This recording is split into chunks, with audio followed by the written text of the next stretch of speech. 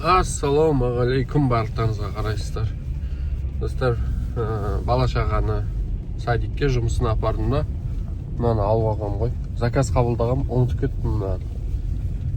Енді қазір 1900 коэффициентпен тапсырыс алдым. Құдай қаласа, мені жасамаса, соны бір 3500 теңгелерге апарып тастаймын.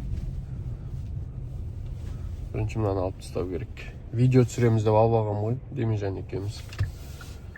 Ұмытып кеттім. Әйелім осы жаққа ілген, мен багажға салды деп ойлағам. Мына Төле би деген көшені ашып рахат болып қалды бар ғой. Ар жақта Мұхаммедхановадан басталады. Мынау арт жақ неге дейін? Ұлы далаға дейін ғой. Машинада аз. Осындай бірінші жолды ашып тастаса ғой, сосын үй соқса. Бізде енді ондай істей қоймайды енді біздекілер. Бірінші үйді салады. Мысалы, мына үйлер қанша жыл көрініп тұрман, осы сары үйлер. Қанша жыл біреудің дворларынан өтіп, бұлай таудан өтіп, сосын кіретін едік. Енді кішкене оларға жолды ашып рахаттанып қалды.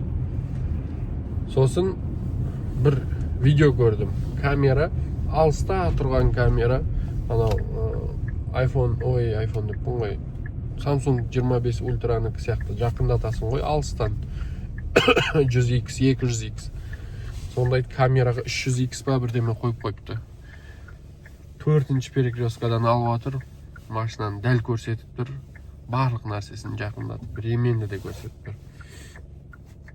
Штрафтан қашып құтылмайсың. Ал егер саған бірдеңе болып қалса, сол күні свет өшіп қала ма, әйтеуір камера істемей қалады ғой. 500x болса да істемей қалады. 500x мейлі камераның астында болса да, что-то камера в это время обновиться етті, өшіп қалды деген әңгімелер болады.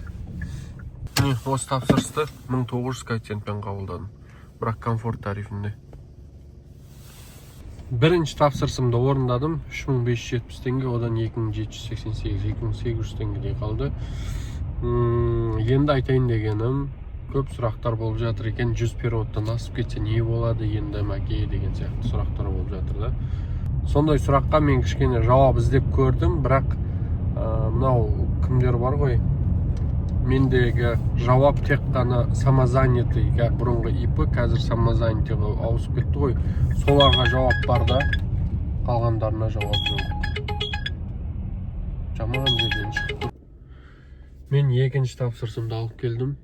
Екінші тапсырысым екеуі 3856 теңге болды. Енді көпті мазалап жүрген сұраққа жауап берейік. Мен оны қарастырдым, ресми жауап келді. Ресми жауапта оқыдым. Енді оның барлығы мынау ипі, самозанятый, бұрынғы ипылар, қазіргі самозанятыйлар ғой. Соларға жауап берген. Мысалы, мен самозанятыймын, мен Яндексте тапсырыс қабылдап жатырмын, немесе Индрайвта тапсырыс қабылдап жатырмын. Жолаушы отырады да, картамен төлесе шотқа кетеді, Яндекстің шоты, сосын өзіңіз бір пополнение басқа не істеп, пополнение жасап аласыз, ол бір. Екіншісі қолма-қол береді. Үшіншісі Каспий перевод жасайды. Соның қазір қолма-қолдың 80-90% перевод жасайды. Енді соған жауап. Мысалы, мен бір айда 150, енді білесіздер ғой, таксистер айына кем дегенде қанша? 300-400% жасап қояды. Қайдағы 300-400, жақсы таксовать ететіндер 500-600-700% жасайды. Сонда қараңыздар, соның жартысы перевод. Әр сайын 100 переводтан асып. Сол кезде 3 айдан асас ілінесіз, дұрыс па, тексеріске? Оны тексеріске ілінген кезде сізді шақырмайды. Не үшін? Шақыру мүмкін, қазір онда айтам. Сізді шақырмайды. Не үшін? Себебі сіз самозанятыйсыз, сіз платформа Яндекс, платформа Индрайв екеуінде тапсырыс қабылдағансыз. Олар сіздің әр тапсырысыңызға, самозанятыйлар, олар сіздің әр тапсырысыңызға чек соғады.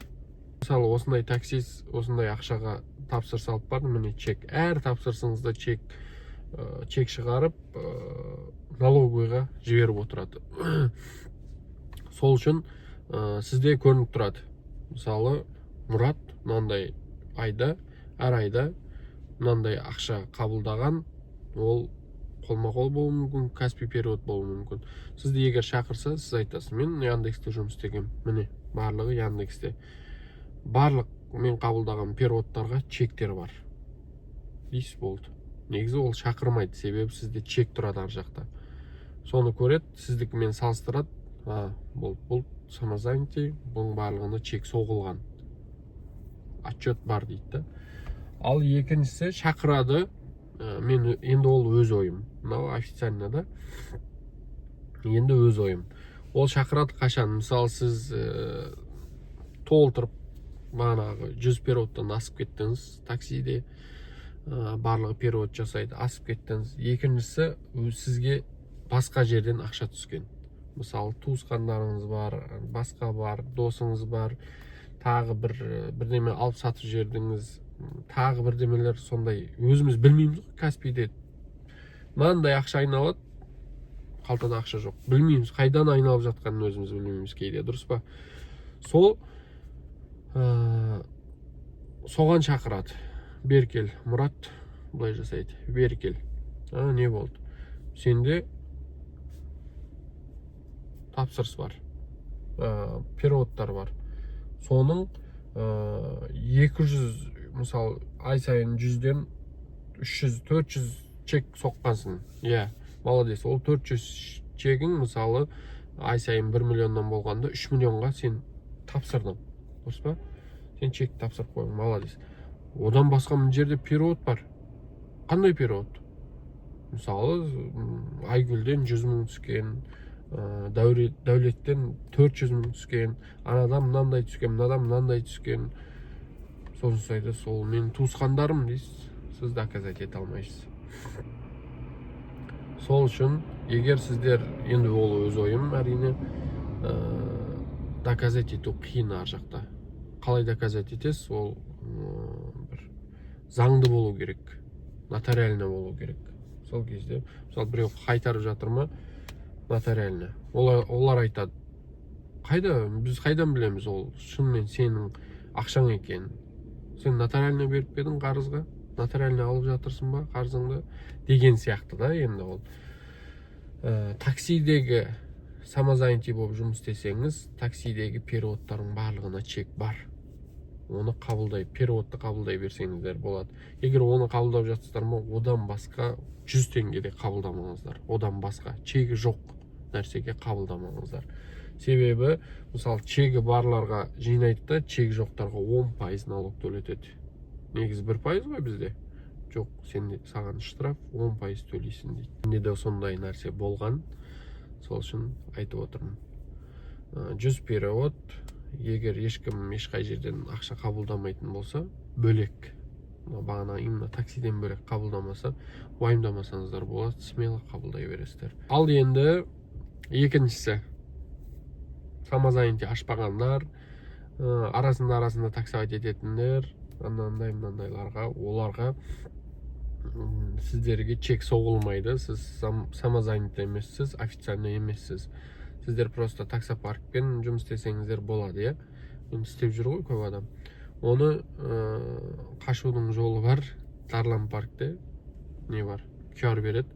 Барлығыңыз таксопарктың шотына түседі. Сосын 2 күнде бір, 3 күнде бір жинап шотыңызға пополнение жасайсыз.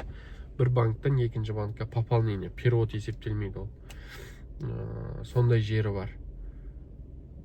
Сіз егер самозанятый болмасаңыз, перевод қабылдамаңыз. Жай ғана таксистер көп қой, самозанятый ашпай дірілдетіп таксовать етіп жүргендер. Сондай, ашсаң да проблема, ашпасаң да проблема деген осы болады. Енді Тарлан паркте бағанағы ақша толтыруда пайызсыз, ақша шешуде пайызсыз. Ақша шешу 3000-нан жоғары болу керек, пайызсыз болу үшін. Ақша толтыру бір күнде 23 000. Яғни сіз 30 мың 40 мың теңге таксовать ететін болсаңыз 23 мың теңгесі максимум сол пайсыз толтыра аласыз. Енді ол порогтан асып кетпейді деп ойлаймын. Көбісі аспайды. Ойламаймын, 90% аспайды. Енді кейбіреулердікі асып кететін шығар. Ал нелердікі аспайды. Солай, осы тақырып біраз адамды мазалап жүреді. 100 перевод не болады, 100 перевод не болады. Амалы барынша өзім түсіндіріп, өзіміз тілде түсіндірдім. Енді анау кітаби тілде түсіндіретін болсам, өзім де түсінбеймін оны. Енді мен оқыдым, соны түсініп алдым. Мысалы, мен таксистпін, мен Индрайв немесе Яндекспен тапсырыс қабылдадым. Оған чек ұру керек па деген сұрақтарда. Ол жерде жауап.